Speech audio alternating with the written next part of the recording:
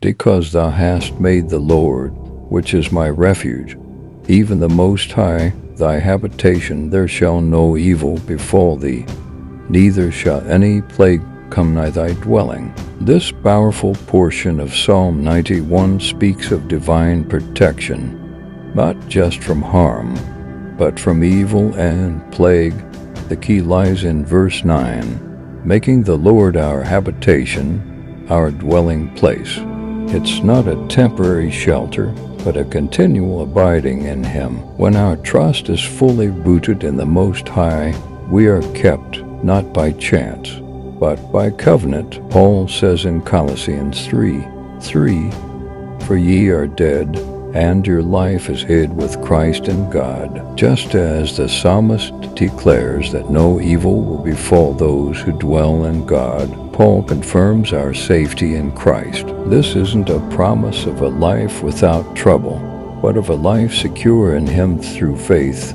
When Paul speaks in Romans 8:35-39 about nothing being able to separate us from the love of God in Christ Jesus, it mirrors this Old Testament confidence in God's nearness and protection. Evil may surround us, but it cannot defeat us when we are in Christ.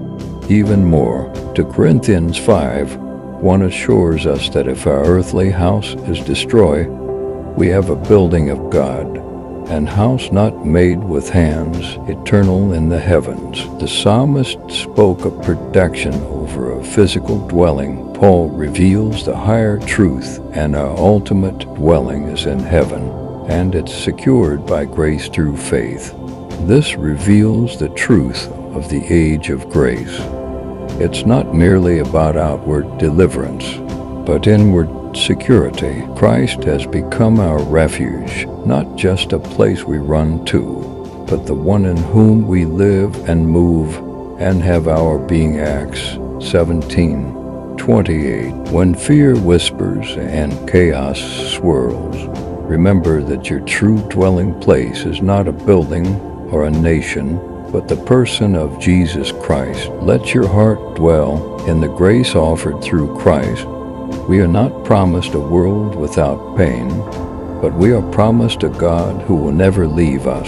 Make the Most High your refuge, not just in crisis, but in daily communion, and in doing so, discover that no plague, no evil, no fear can undo what Christ has secured.